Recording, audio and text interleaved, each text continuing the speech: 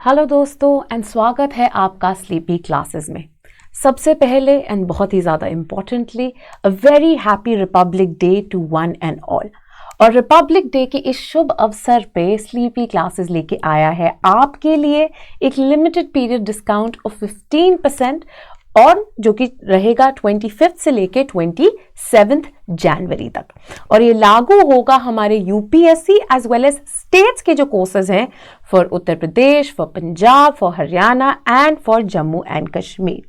Importantly हमारा political science and international relations का batch 1 for 2025 जो है इसकी भी शुरुआत हो गई है और आप ये रिपब्लिक डे डिस्काउंट यूज कर सकते हैं इस कोर्स के लिए भी। साथ ही में if you are a student जो कि already basics and foundations of PSIR syllabus cover कर चुका है and is grappling with covering of dynamic current affairs, तो वो भी इस एक्सक्लूसिव करंट अफेयर्स कोर्स का हिस्सा बन सकते हैं। अगर आप हमारा फुल फ्लेजेड कोर्स ज्वाइन करते हैं तो ये करंट अफेयर्स आपको उसके अंदर इंक्लूडेड मिलते हैं, नहीं तो आप सेपरेटली भी इसको एज अ कोर्स ज्वाइन कर सकते हैं। आज की वीडियो एक ऐसी ही इंसाइट है, ये वीडियो बनाई गई है हमारे करंट अफेयर्स कोर्स के लिए जो कि मैं आपके साथ शेयर कर रही हूं एंड ये कंसर्न करती है एक बहुत ही इंपॉर्टेंट इशू को।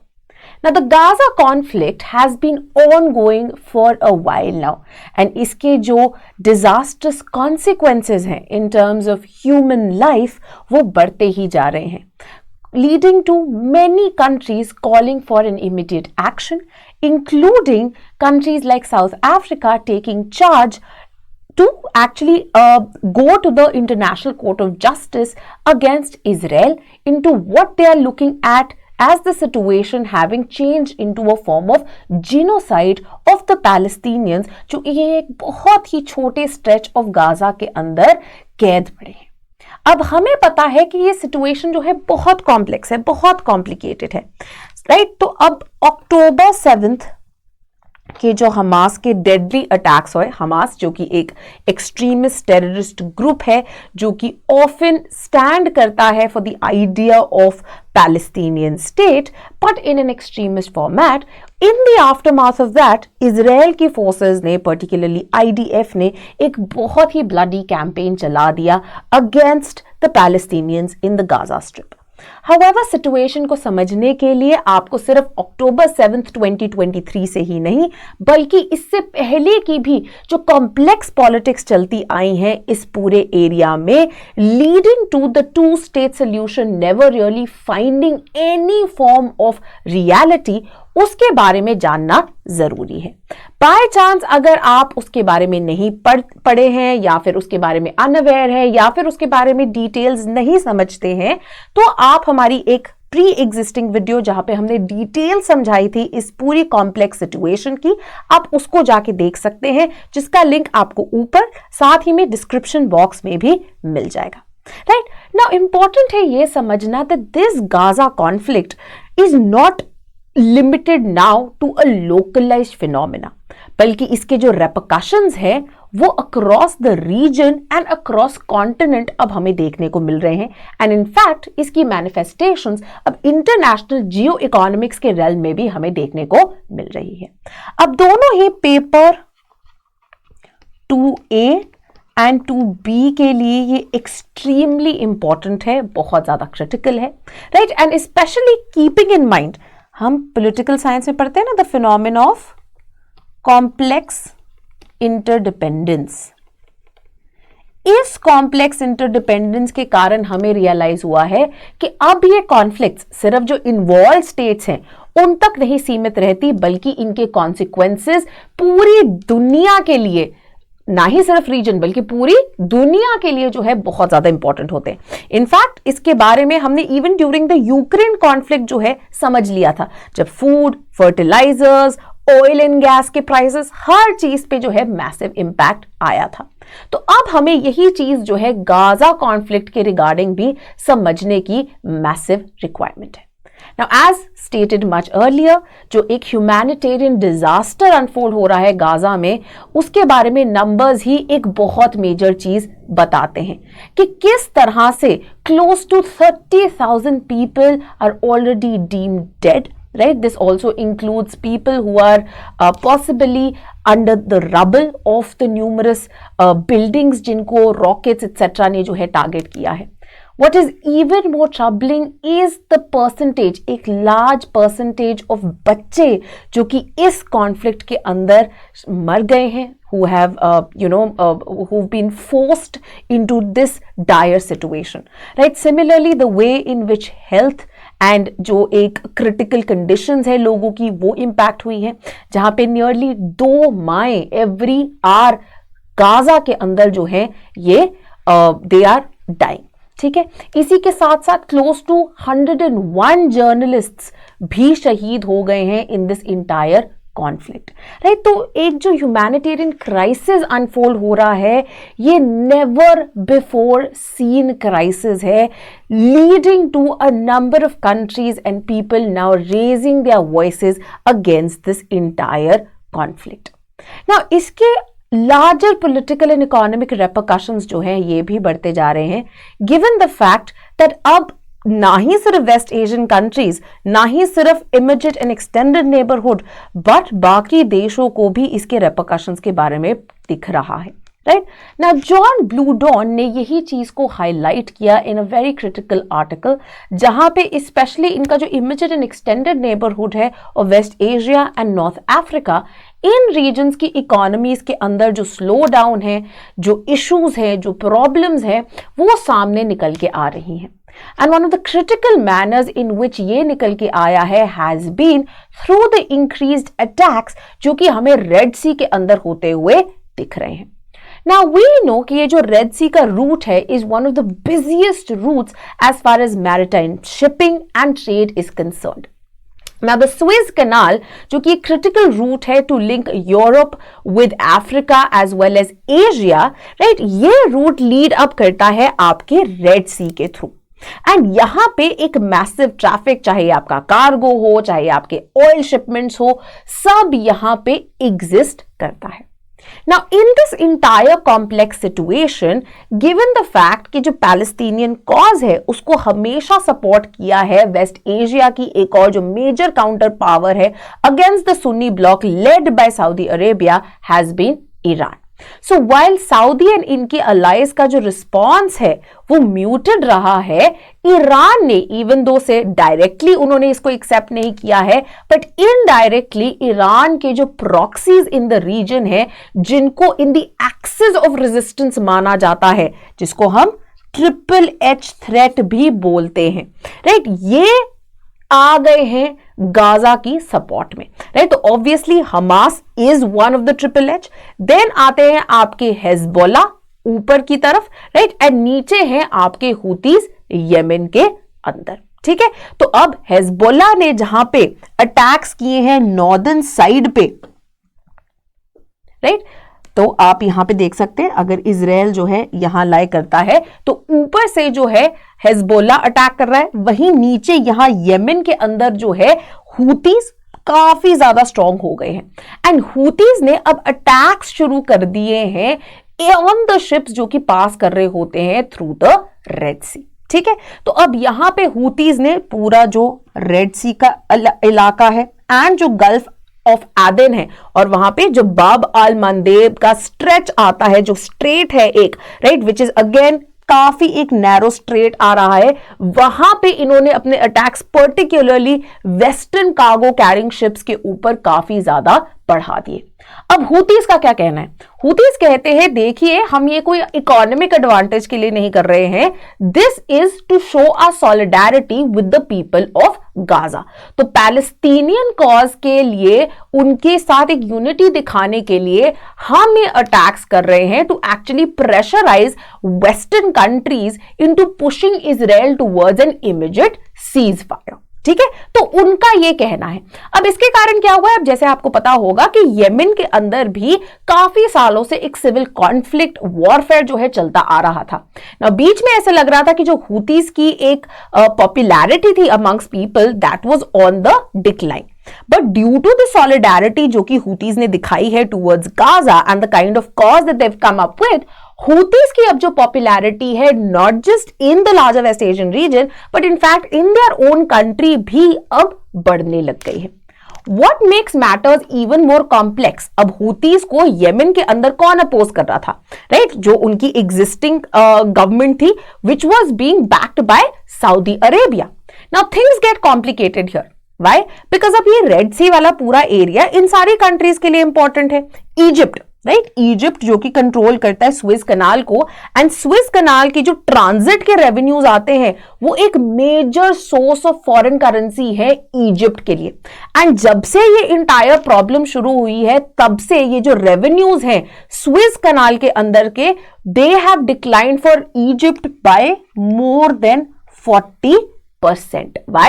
Because अब ये जो ships आ रही हैं, because of the fear of being attacked, they are rerouting their ships, right? तो जितने भी बड़े कॉर्पोरेट कंटेनर कंपनीज है, कॉर्पोरेशंस है, ये अब सब क्या कर रहे हैं? आपको याद होगा and before the coming up of the Suez canal क्या होता था, एक ही रूट था। तो जैसे जब कॉलोनीज डिस्कवर हो रही थी इंडिया की तरफ, जब यूरोपियंस आ रहे थे तो उन्होंने एक बहुत लंबा रूट जो कि पूरे साउथ अफ्रीका की टिप से होकर आता था, which was your Cape of Good Hope, right. तो अगर अफ्रीकन कॉन्टिनेंट यहां पे आ रहा है तो यहां से पूरा होता हुआ आता था, राइट। अब बहुत सारी शिप्स जो है उस रूट के थ्रू रीरूट होते हुए आ रही हैं, जिसके कारण जो टाइमिंग एंड कॉस्ट है बाय क्लोज टू 30 to 50% जो है बढ़ गई है, राइट। तो इसके कारण नॉट जस्ट हमारी कॉस्ट बढ़ रही है बट इजिप्ट की इकोनॉमी जो है वो भी बहुत ज्यादा इंपैक्ट हो रही है।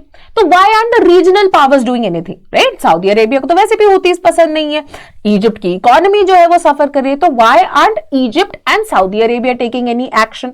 अब ये इसलिए नहीं एक्शन ले रहे हैं, व्हाई? बिकॉज हुतीज ने क्या बोला कि हम अपने लिए नहीं कर रहे हैं। किन के लिए कर रहे हैं? हम गाजा के लिए कर रहे हैं, हम पैलेस्तीन के लिए कर रहे हैं। और इसीलिए अब सऊदी एंड इजिप्ट जो भी डोमेस्टिकली प्रेशर्स विटनेस कर रहे हैं to come more actively in support for Palestine, right, वो भी इंगेज नहीं करना चाहते हैं हुतीज के साथ। Why? Because they don't want to be seen as pro Israel amongst the West Asian populations, right. जिसके कारण अब क्या हो गया है, द रीजनल पावर्स जो कि कर्टेल कर सकती है हुतीज को, वो भी एक्शन नहीं ले रही हैं, complicating the geopolitical aspect of this economic problem, right. अब obviously massive economic and financial losses जो है यहां पे हो रहे हैं। एक एग्जांपल मैंने आपको दिया है इजिप्ट का।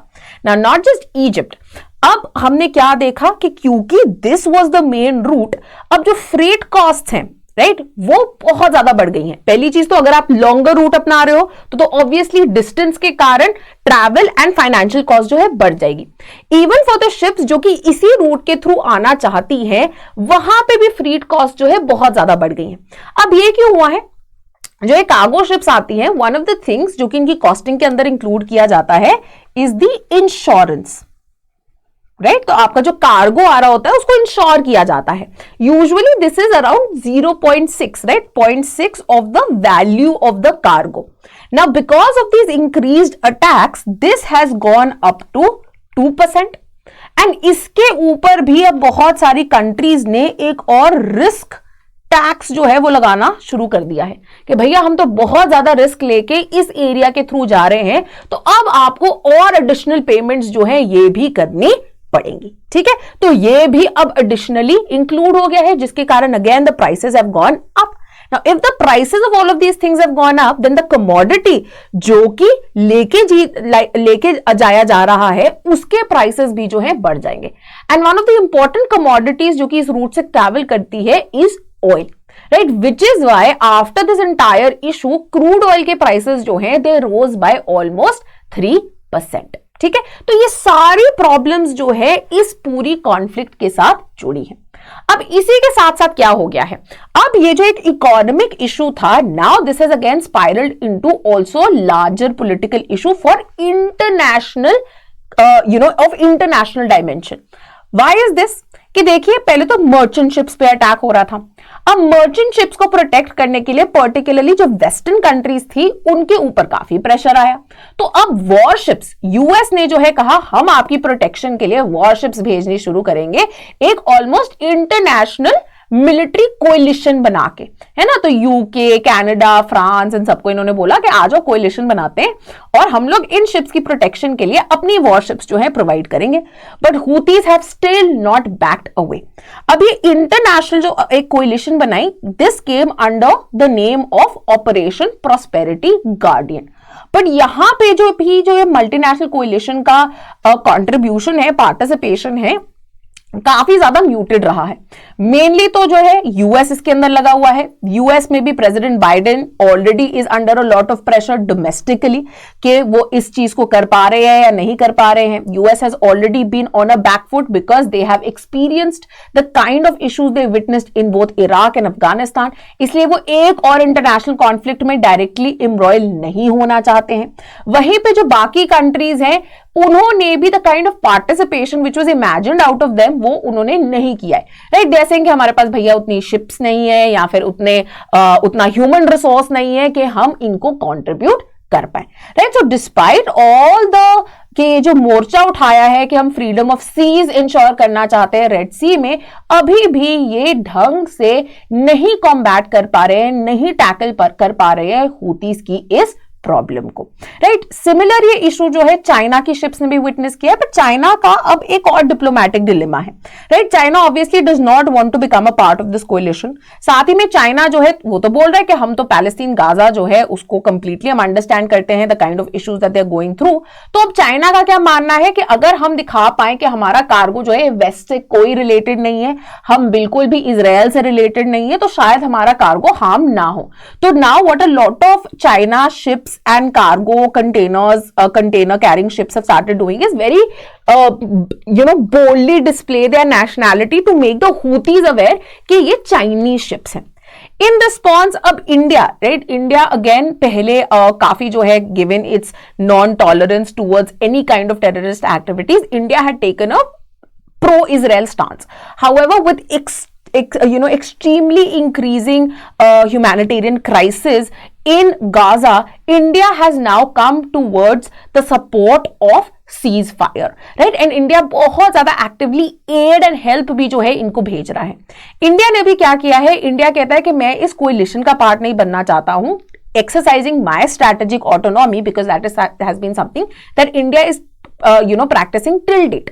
तो यही strategic autonomy को मद्देनजर रखते हुए एंड द फैक्ट कि ये एरिया जो है इंडिया के एक्सटेंडेड नेबरहुड में लाई करता है, राइट, जो रिलेटिवली क्लोज बाय है। तो इंडिया ने क्या किया है कि हूती थ्रेट्स को टैकल करने के लिए इन्होंने अपने जो डिस्ट्रॉयर्स हैं INS Kochi and INS Kolkata, इनको यहां पे डिप्लॉय कर लिया है, ठीक है। तो इन्होंने क्या बोला है कि देखिए ये हमारी इंडिया के जो इकोनॉमिक इंटरेस्ट है, हमारी जो नेशनल सिक्योरिटी है, उसके लिए हमने डिप्लॉय किया है।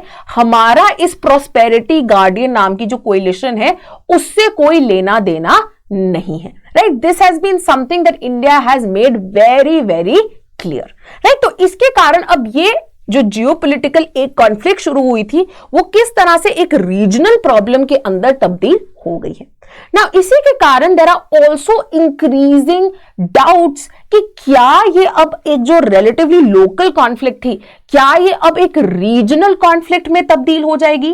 क्या West Asia is again going to be on the boil? Because this again stems a lot of problems for the rest of the world.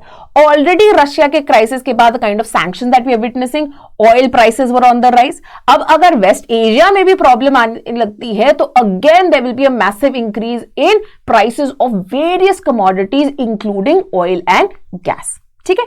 अब यहां पे इस पूरे इशू के अंदर ऑल्सो क्वेश्चन रेज हो गया है, where do the West Asian powers stand, right. अब पहले हमने पास्ट में देखा था कि ये जो पूरी प्रॉब्लम होती थी वो रिलेटिवली आसान थी। अब ये रिलेटिवली आसान क्यों थी? क्योंकि क्लियर कट जो है डिविजन्स होते थे, है ना, कि प्रो पैलेस्तीन के अंदर जो है ना ही ईरान बल्कि अरब पावर्स भी स्टैंड लेती थी, ठीक है, जिसके कारण जो है अरब इजराइल वॉर्स भी हुई इन द पास्ट, राइट।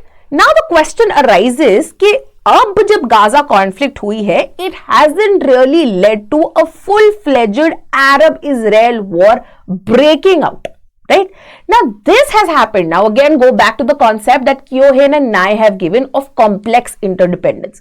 जैसे जैसे इजराइल ने अपने आप को into a defense and economic powerhouse बना लिया है, वैसे वैसे नॉर्मलाइजेशन ऑफ रिलेशंस भी होते गए हैं इनके अरब पावर्स के साथ. राइट? तो चाहे ये बहरीन हो, चाहे ये यूएई हो, या फिर अब ये इवन सऊदी अरेबिया एक्सेट्रा हो, इन सब के साथ जो है रिलेटिव नॉर्मलाइजेशन ऑफ रिलेशनशिप जो है ये शुरू हो गया था. ठीक है.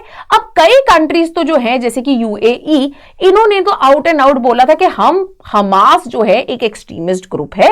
Right? And that is why they have been on the border line only. Right? However within these countries जो है काफी ज्यादा प्रोटेस्ट बढ़ रहा है that why aren't you doing something more, look at the kind of human suffering जो कि यहां पे हो रहा है. एंड अब तो ये इंपैक्ट कर रहा है हमारे कंट्री के लोगों को भी, हमारी कंट्रीज की इकोनॉमीज को भी. राइट? तो चाहे ये सऊदी हो, चाहे इजिप्ट हो, चाहे ये यूएई हो, the entire problem is getting more and more complex for them. ठीक है. अब पूरा ये इंपैक्ट जैसे जैसे पहुंच रहा है पूरे रीजन पे, नाउ इश्यूज आर इमर्जिंग. के पहले जो हम खुश हो रहे थे कि अच्छा एटलीस्ट एक इजराइल अरब वॉर तो नहीं ब्रेकआउट हुई, कई अब लार्जर प्रॉब्लम्स ना निकल आए. कई अब ईरान जो कि अगेन स्ट्रेंथ गेन कर रहा है, कई ईरान और Arab world along with Israel, इनके अंदर जो है प्रॉब्लम्स ना छिड़ जाए. ठीक है. यही चीज जो है Michelle Robbins as well as Mark Tessler in a very important article underline करते हैं कि जो कॉन्फ्लिक्ट है इजराइल एंड हमास के बीच में, ये अब चेंजेस कॉज कर रही है into how people in the Arab world see things. Right? तो फॉर एग्जांपल अरब कंट्रीज, चाहे ये सऊदी हो, चाहे ये यूएई हो, even for that matter Bahrain, Oman, etc. Right? They were all seen as being close to the West or the liberal world order. Right? Now what is happening is that ये देख रहे हैं, कह रहे हैं कि देखिए वैसे तो आप बोलते रहते हैं हम ह्यूमन राइट्स के प्रोटेक्टर्स हैं, look at the kind of crisis जो कि गाजा में अनफोल्ड हो रहा है. Why isn't the US and the liberal world order coming to their rescue now? Why aren't they pushing Israel to immediately accept a ceasefire? And जब Israel उनके द्वारा बोलने पे भी accept नहीं कर रहा, फिर भी US जो है क्यों उनकी डिफेंस रिक्वायरमेंट्स को फुलफिल कर रहा है, क्यों उन्हें पैसे दे रहा है. राइट? तो जो सपोर्ट है US के लिए वो नीचे जा रहा है. साथ ही साथ में over time the Arab population had sort of agreed to the fact कि देखिए अगर हम long term peace and order चाहते हैं in the region, maybe rather than calling for an annihilation of Israel, we should go ahead and accept some form of two-state solution. ठीक है. तो अभी क्या कह रहे हैं, जब इजराइल नहीं मान रहा और इस तरह से वो कैप्चर कर रहा है लैंड को, इस तरह से वो एक जीनोसाइड कर रहा है, इस तरह से ड्राइव अवे कर रहा है नॉट जस्ट गाजन्स को but the kind of actions that are being taken even in West Bank. Right? तो हम क्यों अब एक्सेप्ट करें टू स्टेट सोल्यूशन को. एंड इनफैक्ट ईरान की जो पॉपुलैरिटी है एंड एक्सेस ऑफ रेजिस्टेंस की जो पॉपुलैरिटी है, that is on an upswing. Why? Because they are thinking अरे at least these people have a spine, ये तो खड़े हो रहे हैं. राइट? तो इसके कारण अब पूरे वेस्ट एशिया के अंदर ये जो मैटर है ये काफी कॉम्प्लिकेट हो गया है. नाउ बाकी रीजनल पावर्स अब क्या कर रही हैं, let's have a look at that. सबसे पहले तो हम बात करते हैं सऊदी अरेबिया की. ना सऊदी अरेबिया ने अपने आप को मोल्ड कर लिया है as the not just the spiritual and the cultural but even the political and economic leader of this pack of the Arab countries. तो ये जो सुन्नी अरब वर्ल्ड है उसका लीडर जो है सऊदी अरेबिया के फॉर्म में आ गया है. Now Saudi Arabia also, as the world is moving ahead, has realized कि मैं सिर्फ एक one resource country, right, because एक एक्सपोर्ट ओरिएंटेड ऑयल के बेसिस पे रिच होनी कंट्री सिर्फ नहीं बन के रह सकता. I need to start investing in other things as well. Right, so Saudi has been focusing a lot on its own economy, right? Because recent times पे, with the focus shifting to renewables, with alternative fuels coming into play, oil prices में जो है dips भी आने लग गए थे, right? जिसके कारण जो मार्केट में फ्लक्चुएशन है वो काफी ज्यादा बढ़ गई थी, स्पेशली कोविड के दौरान जो हमने देखा था.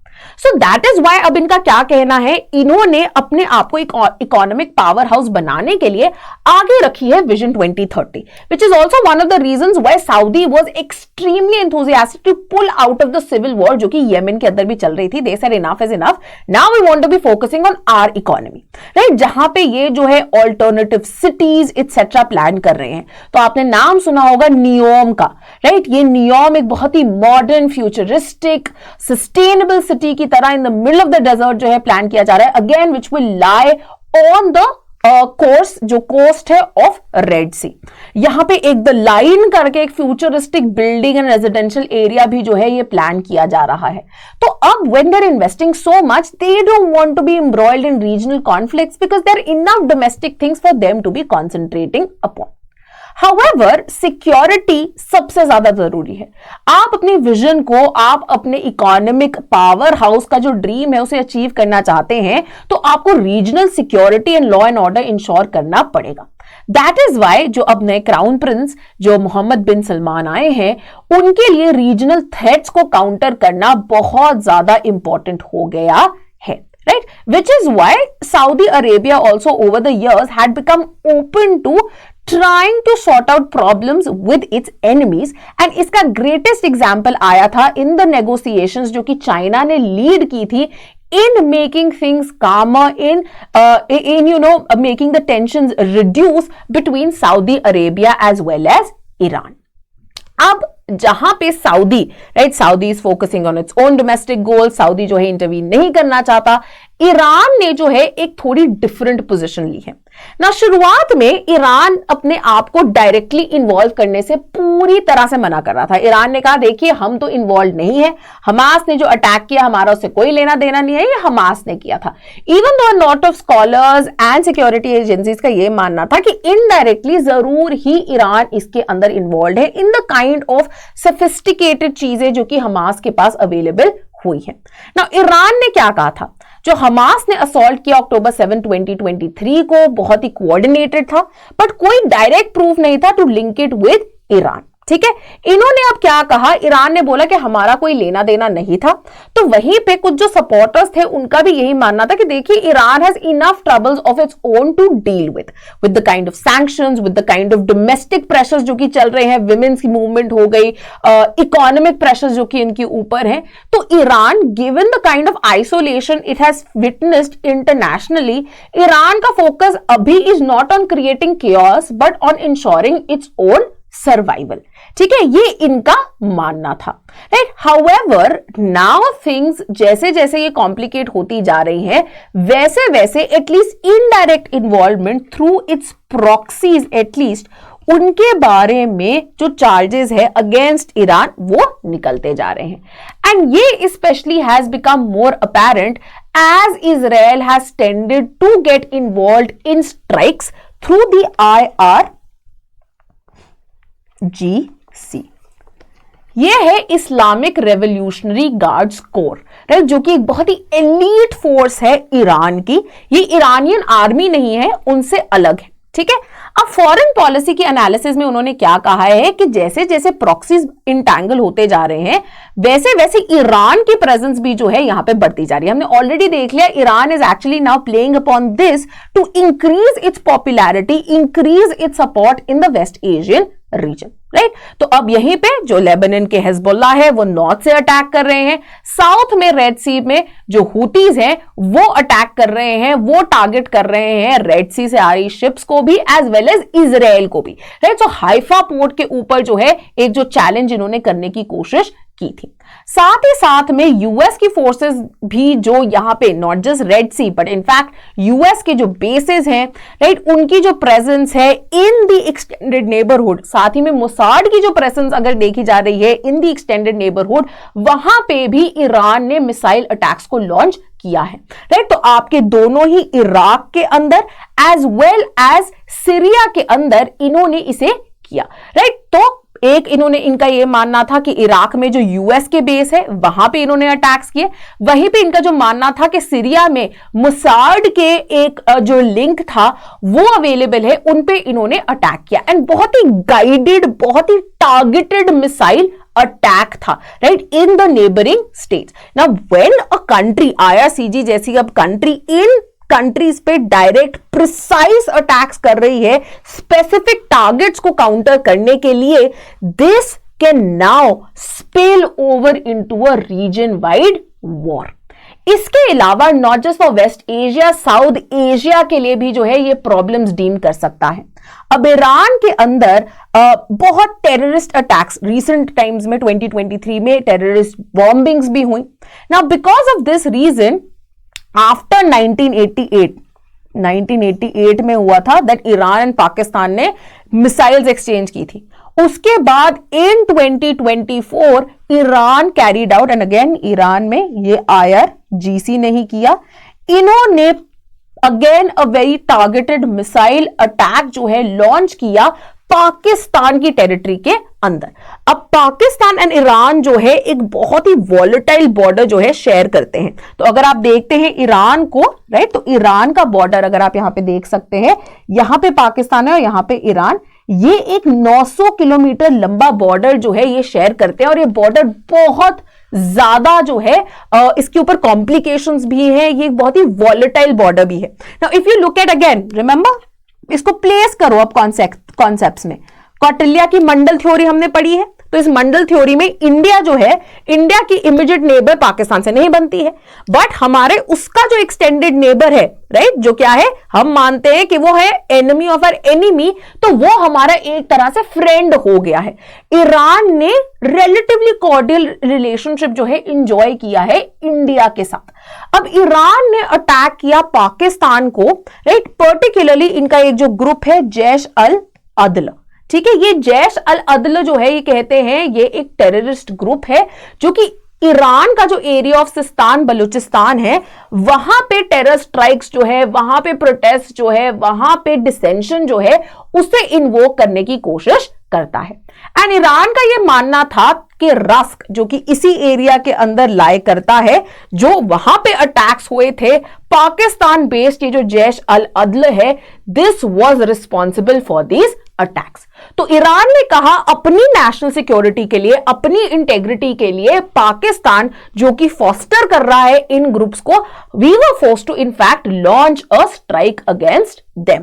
Now in response to this Pakistan कहता हम तो नहीं पीछे हटेंगे। Pakistan also ended up launching air strikes against this town of Saravan, जो कि 1800 किलोमीटर दूर है ईरान की कैपिटल तेहरान के साथ। Now apart from talking about these terrorist groups, right, क्योंकि पाकिस्तान क्या कहता है कि ये सरावन टाउन के अंदर जो Balochistan liberation army and Balochistan liberation front है, राइट, जो कि टेररिस्ट एक्टिविटीज को सपोर्ट करते हैं बलूचिस्तान के अंदर, ये यहां पे अपनी शेल्टर पाते हैं ईरान में, तो इसलिए हमने भी काउंटर एक्शन जो है ये लिया है। बट लार्जली क्या देखा जा रहा है कि जिस तरह से सीरिया में, इराक में, वेस्टर्न अलाइज के अंदर के अगेंस्ट जो है ईरान ने मिसाइल्स लॉन्च की थी, वैसे ही Pakistan which is considered close to the western allies also, Pakistan के अगेंस्ट भी जो है टू वार्न देम कि आप देख लीजिए, आप ज्यादा क्लोज मत जाइएगा वेस्ट को, एक तरह से उसी का एक सिग्नल माना जाता है, राइट। सो अब not just immediate neighbourhood of Middle East, बल्कि ये एक्सटेंड हो रहा है even to the South Asian region. Now obviously one of the main जो अग्रेसर्स माने जा रहे हैं in this entire conflict is Israel. Now Israel का क्या है? इजराइल तो बोल रहा है कि देखिए हमारी नेशनल सिक्योरिटी का जो है ये एक मैटर है, एंड इजराइल के लिए भी ये देखा जा रहा था कि देखिए Israel wants recognition. Israel has always existed in a situation of security dilemma in this entire region because it was a country, a Jewish country surrounded by Arab countries in this entire region, एक बहुत ही छोटी country थी। तो अपने interest को secure करने के लिए ये हमेशा ही एक बहुत ही प्रोएक्टिव अग्रेसिव अप्रोच जो है वो अपनाते हैं, right. Now the problem remains that normalisation of relations जो है थोड़ी थोड़ी शुरू हो गई थी, राइट। साथ ही साथ में with increase normalisation, some form of recognition coming from prominent Arab countries, ये माना जा रहा था that the phase of Arab Israeli wars जो है ये खत्म हो गया है। बट अब द काइंड ऑफ अग्रेशन जो कि दिखा रहा है इजराइल, पर्टिकुलरली जो कि माना जा रहा है एक तरह की स्कॉच्ड अर्थ पॉलिसी जो है ये फॉलो कर रहे हैं। स्कॉच्ड अर्थ पॉलिसी का आपने नाम भी सुना होगा कि क्या कर रहे हैं, वॉर तो कर रहे हैं बट हर चीज अपने रास्ते में डिस्ट्रॉय करते हुए जा रहे हैं, यहां तक कि इन्होंने सेमेट्रीज भी नहीं छोड़ी हैं, उनको भी डिस्ट्रॉय कर रहे हैं, राइट, कि किसी के पास कोई भी चीज बचे ना after Israel is done away with them. Because of this now Zionism का एक जो उनके ऊपर एक्यूजेशन है वो भी बढ़ता जा रहा है। इनफैक्ट प्रोमिनेंट फिलोसोफर स्लावोक ज़िज़ेक ने यही आर्ग्यू किया कि यही सबसे बड़ी आयरनी है जायनिज्म की, राइट, जहां पे इन्होंने सबसे पहले क्या बोला था कि देखिए हम तो जूइश इंटरेस्ट, राइट, बिकॉज इतनी ज्यादा इनसिक्योरिटी इन द रीजन है, हम अपने आप को सिक्योर करना चाहते हैं। बट ये कह रहे हैं सिक्योरिटी की जगह वेस्ट बैंक में जो इनके एक्शंस है, जिस तरीके से ये ह्यूमैनिटेरियन डिजास्टर को अनफोल्ड कर रहे हैं गाजा के अंदर, राइट, अब ये दिखा जा रहा है कि ये सिर्फ अपनी सिक्योरिटी नहीं बल्कि एक जीनोसाइड के अंदर तब्दील हो गया है। इनफैक्ट सो मच सो कि ज़िज़ेक कह रहे हैं this is also now converted into a struggle for Jerusalem, right, जहां पे जेरूसलम के ऊपर क्या है, जेरूसलम के अंदर अब बहुत ही एक शेयर्ड कल्चर एंड हिस्ट्री रही है, because Jerusalem as a city is very important for all three religions, Christianity के लिए भी इंपॉर्टेंट है, जुडाइज्म के लिए भी इंपॉर्टेंट है एंड इस्लाम के लिए भी इंपॉर्टेंट है। तो इसी जेरूसलम के अंदर अल अक्सा मॉस्क भी है। अब जायनिस्ट जैसे जैसे बढ़ते जा रहे हैं, there has also been contention कि आप अल अक्सा मॉस्क हटाओ और हम यहां पे अपना एक पुराना बिब्लिकल जो बिल्डिंग्स है उनको हम दोबारा लेके आना चाहते हैं। ज़िज़ेक कहते हैं ऐसे एक्शंस जो है एक कल्चरल जीनोसाइड की तरफ भी ले जाएंगे रीजन को, जहां पे सोल्यूशन ढूंढना is going to get tougher and tougher and future के लिए ये और वायलेंस जो है इसे जेनरेट कर देगा। सिमिलरली पीटर सिंगर ने भी ये जो स्कॉच्ड अर्थ पॉलिसी है इसको काफी ज्यादा क्रिटिसाइज किया है, अगेन अंडरलाइनिंग द फैक्ट कि जब हम पॉलिटिकल साइंस पढ़ते हैं, हम इंटरनेशनल रिलेशंस के बारे में पढ़ते हैं, हम देखते हैं that through these various Wars, first world war, the second world war, certain rules for fighting battles have evolved, right, that the idea of just war के लिए अब हमने कुछ जो प्रिंसिपल्स हैं उनको इमेजिन कर लिया है, both in terms of pre war कि वॉर अब किस बेसिस पे कंडक्ट की जाती है, राइट, एंड साथ ही साथ में वॉर कैसे कंडक्ट की जाती है, राइट, ड्यूरिंग वॉर, राइट। तो जो थॉमस एक्विनास थे उनके लिए जो है उनके द्वारा पहली बार इसकी नींव रखी गई, राइट। अब ये कहते हैं कि किसी भी वॉर में एक प्रिंसिपल स्टांस जस्टिस को मेंटेन करने के लिए दोनों ही reasons for the war and actions taken during war के ऊपर कंट्रोल रखना जरूरी है। And this has been referred to what we call is doctrine of the double effect, कि इन दोनों चीजों के ऊपर हमने ध्यान रखना है। अब ये क्या कहता है कि कोई भी एक्ट जो कि अदरवाइज गलत होता, राइट, टेक्निकली हम क्या कहते हैं कि हमने मेनली किसको टारगेट करना है, कि देखिए मेनली हमने टेररिस्ट को टारगेट करना है, या जो हमारे अगेंस्ट लड़ रहे हैं हमने उनको काउंटर करना है, राइट। कई बार राइट, इनएडवर्टेंटली कई बार सिविलियंस भी जो है उनकी किलिंग हो जाती है, बट ये जो कोलैटरल डैमेज है इसको हम तभी एक्सेप्ट करते हैं अगर मेन पॉइंट क्या था, countering the people who are fighting against us, right. But कितनी हद तक ये कोलैटरल एक्सेप्टेड है, राइट, यही वो कह रहे इतने आपने बच्चों को, इतने आपने सिविलियंस को, इतनी आपने विमेन को, इतने सारे आपने जर्नलिस्ट को मार दिया, क्या वो एक जस्ट कोलैटरल है, right. This is the question which has been against raised. So again ये बोला जा रहा है कि ये जो प्रोपोर्शनैलिटी रिक्वायरमेंट है कि कितना ज्यादा कोलैटरल एक्सेप्टेड है, इजराइल के अगेंस्ट अब इसको रेज किया जा रहा है that this kind of humanitarian disaster is just not acceptable.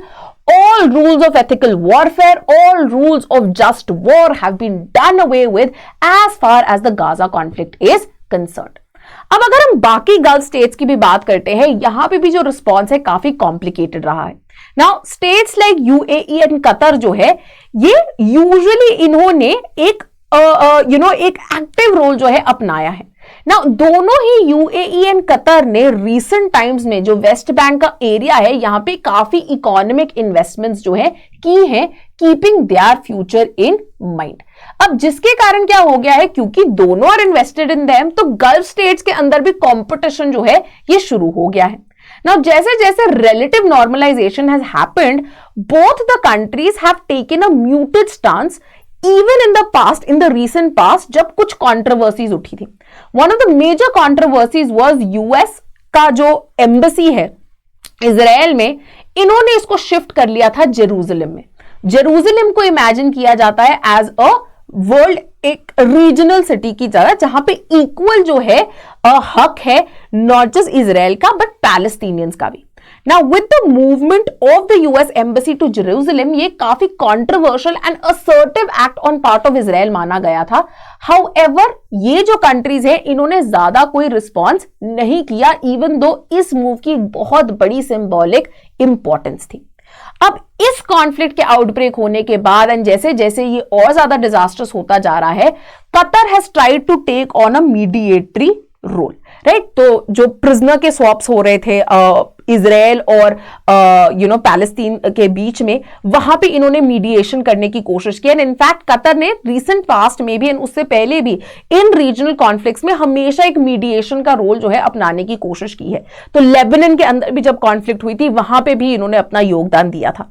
तो ये होप किया जा रहा है that maybe in negotiating and mediating a ceasefire, maybe these Gulf states can play a more prominent role, even though ये actively directly involve नहीं होना चाहते इनसे countering in a defence manner और in a military manner. तो at least negotiation and mediation में जरूर अपना रोल जो है, अपना योगदान जो है ये दे सकते हैं। नाउ अगेन वी रियलाइज कि स्पिल ओवर्स जो है not just region but international outcomes जो है वहां पे भी आ रहे हैं। इकोनॉमिक्स में तो हमने देख ही लिया, राइट, कि किस तरह से रेड सी पे जो हूतीज अटैक है वो पूरे वर्ल्ड को जो है इंपैक्ट कर रहे हैं। Then very importantly, this has also raised questions with the rise of revisionist powers and इनका जो रिएक्शन रहा है इन वॉर्स के अंदर। अब पहली चीज तो चाइना ने अपने आप को वेस्टर्न अलायंस से दूर रखा है एंड चाइना अपने आप को एक प्रो पैलेस्टीन अ पावर जो है उसकी तरह प्लेस कर रहा है। बहुत सारे थिंकर्स का यह भी कहना है कि Russia is looking at the Gaza conflict as a very very strategic opportunity. Why? Because it has come up as a great counter कि अब ये देखो, ये जो लिबरल रेजिम्स के लीडर्स थे ये तो बहुत रो रहे थे ह्यूमन राइट्स की वायलेशंस को लेके यूक्रेन के अंदर, अब गाजा में जब ये हो रहा है तो क्यों नहीं ये कुछ बोल रहे, राइट। सो उनको एक बहुत बड़ी एक अपॉर्चुनिटी मिल गई है, राइट। साथ ही साथ में अब जो कुछ larger problems persisting in the global world order है उसके बारे में भी क्वेश्चंस रेज हो गए हैं। सबसे पहली चीज, right, again Henry Kissinger, the late Henry Kissinger, right, US के जो एक प्रोमिनेंट डिप्लोमैट माने जाते थे, he was also one of the people involved जिन्होंने two state solution in the beginning, जब यूएन का रेजोल्यूशन आया था, जब प्रॉब्लम की शुरुआत ही हुई थी with the formulation of Israel, उन्होंने कंप्लीटली से काउंटर करने की कोशिश की थी, राइट, और इसे एक बैक बर्नर पे रख दिया था कि देखी जाएगी जो होगा। Now it has come to the forefront कि देखिए ऐसी जो कॉन्फ्लिक्ट्स होती हैं, प्रॉब्लम्स होती हैं, वो खुद नहीं सुलझाई जाती एंड जितना लंबा आप उसे फेस्टर होने देते हैं, जैसे एक वूंड होता है, अगर आप वूंड को इमीडिएटली नहीं करेक्ट करते हैं उसमें इंफेक्शन हो जाएगा, उसमें पस हो जाएगी and it can lead to death also. अब वैसी चीजें बोल रहे हैं कि इस तरह की ये जो प्रॉब्लम्स की फेस्टरिंग वेस्टर्न कंट्रीज ने, वेस्टर्न पावर्स ने एंड यूएन ने अलाउ कर दी, that was short sighted and that was dangerous. And यही चीज जो है यूएन के सेक्रेटरी जनरल एंटोनियो गुतेरेस ने भी बोली। उन्होंने कहा देखिए इजराइल ने जो एक क्रिटिसिज्म मांगा of the Hamas attack on October 7, 2023, ये अटैक वैक्यूम में नहीं हुआ है, right. This is a result of the decades long cumulation of problem जो कि इजराइल एंड पैलेस्टीन के बीच में चलती जा रही है, जिसका सोल्यूशन हमने नहीं ढूंढा है। एक और बहुत इंपॉर्टेंट लेसन जो कि यहां से निकल के आता है, that the global security and peace institutions particularly the UN have failed. तो बहुत ज्यादा जरूरी है एक और रॉबस्ट, एक इक्विटेबल, एक just global security and financial system को बनाना। एंड अगर हम इसे इंश्योर करना चाहते हैं कि ऐसी इंस्टीट्यूशंस और इनकी लेजिटिमेसी कायम रहे, मैसिव स्ट्रक्चरल रिफॉर्म्स की जरूरत है। पहले ही देख लिया है कि यूएन सिक्योरिटी काउंसिल जिसके ऊपर रिस्पॉन्सिबिलिटी डाली गई थी of maintaining peace, of countering such actions, वो खुद ही काम नहीं कर पाती। इनफैक्ट उन्हीं के जो परमानेंट मेंबर्स है वही हर्डल्स बन जाते हैं due to the existence of the veto system. And इसी के बारे में अगेन यूएन के सेक्रेटरी जनरल गुतेरेस ने यही कहा कि ये एक मैसिव फेलियर है इंटरनेशनल कम्युनिटी का, एंड जरूरी है कि हम ये जो अब बहुत ही रिडंडेंट सिक्योरिटी स्ट्रक्चर्स आ गए हैं, इनके अंदर हम मैसिव रिफॉर्म्स लाए, अगर हम अगली जनरेशन के लिए भी लेजिटिमेसी और इंपॉर्टेंस को एंजॉय करना चाहते हैं। अब इस पूरी इंटरनेशनल एंड रीजनल सिनेरियो में इंडिया का क्या स्टांस रहा है, इसे भी जानना जरूरी है। नाउ ट्रेडिशनली जब हम पोस्ट इंडिपेंडेंस इंडिया को देखते हैं, following it's policy of non alignment, India ने जनरली सपोर्ट किया था पैलेस्टीनियन कॉज को, क्योंकि इसको वो एक मॉरल कॉज मानते थे।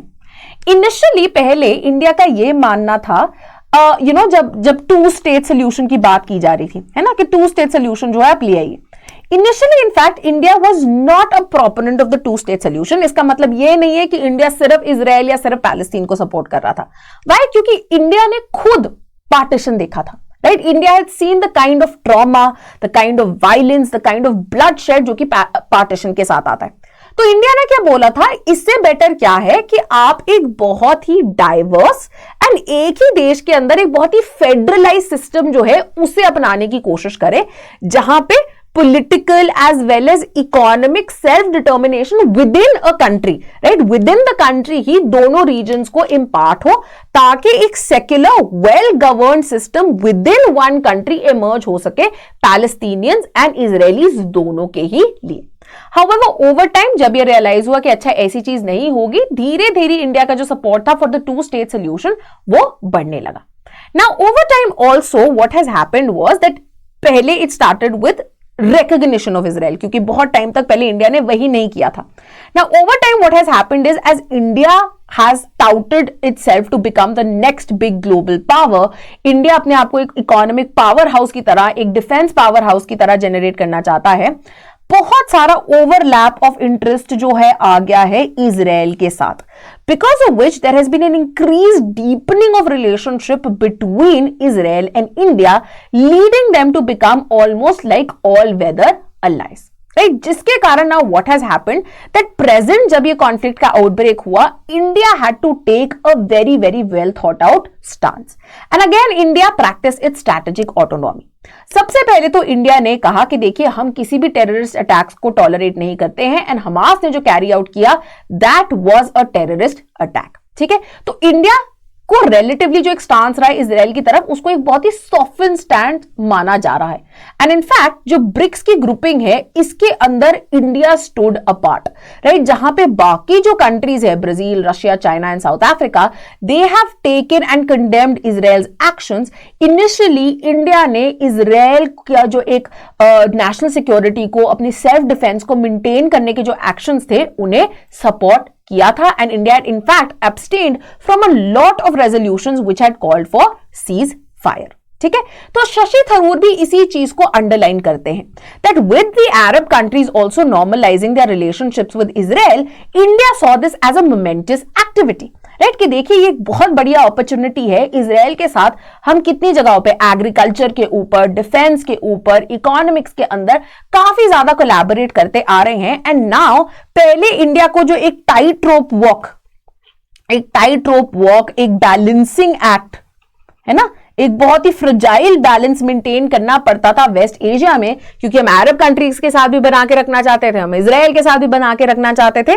Now that has become relatively easier, specially with the signing off the Abraham accords, जिसके कारण अब जो क्वाड इन वेस्ट एशिया है in the form of I2U2, India also became a part of it along with Israel, along with UAE and along with US. इसी के साथ साथ India की प्रेसिडेंसी के अंडर जो G20 हुआ न्यू दिल्ली में, वहां पे भी जो इन्होंने IMEC कॉरिडोर इंट्रोड्यूस किया, the India middle east Europe corridor, वो भी जो है होता हुआ जाता है from Arab countries along with even Israel. In fact जो अटैक पोर्ट ऑफ हाइफा है, वो एक मेजर पोर्ट है with in this IMEC project. Right, साथ ही में काउंटर टेररिज्म के अंदर भी, जैसे कि बात की गई, इंडिया एंड इजराइल के बीच में काफी ओवरलैप था। However, now with the kind of crisis happening in Gaza, India has come up with with a very very strong condemnation of the loss of lives जो कि हो रहा है गाजा में। राइट, अभी कहते हैं कि ये एक रिस्ट्रेन्ड वॉर नहीं रही है, ये एक ऑल आउट ह्यूमैनिटेरियन क्राइसिस बन गया है, एंड सीज फायर की अब काफी ज्यादा जरूरत हो गई है। इनफैक्ट इंडिया के जो permanent representative to UN Ruchira Kamboj ने भी कहा कि India has come out to support in this humanitarian disaster. Gazans की सपोर्ट में, पैलेस्टीनियंस की सपोर्ट में आया है, with India providing close to 70 tons of humanitarian aid and 16.5 tons of medicine and medical supplies, जो कि बहुत ही शॉर्टेज विटनेस कर रहे थे जो गाजा के लोग हैं। साथ ही साथ में इंडिया ने $5 मिलियन इंक्लूडिंग $2.5 मिलियन जो हैं प्रोवाइड किए हैं to the United Nations relief and works agency Palestinian refugees के लिए, जो कि एजेंसीज के जो प्रोग्राम्स हैं, सर्विसेज हैं, एड्स हैं फॉर पैलेस्टीनियन रेफ्यूजीज, उसके अंदर जो है ये कॉन्ट्रीब्यूशन करेंगे। और यही चीज इंडिया ने भी हाईलाइट किया कि देखिए, war can never be the answer, the only way to a peaceful solution is dialogue, it is diplomacy, and that is the route that over time Israel and Palestine will have to adopt अगर ये genuinely इस problem को resolve करना चाहते हैं, right. सो ये जो है एक तरह के कंटेम्प्रेरी रेपरकशंस निकल के आ रहे हैं, geopolitical, geo economic, in the region, in the extended neighbourhood and for the international community as well, right. Hopefully आप इनको समझ गए होंगे। PSIRE नहीं बल्कि आपकी GS2 के लिए भी बहुत इंपॉर्टेंट है। Thank you and keep watching sleepy classes.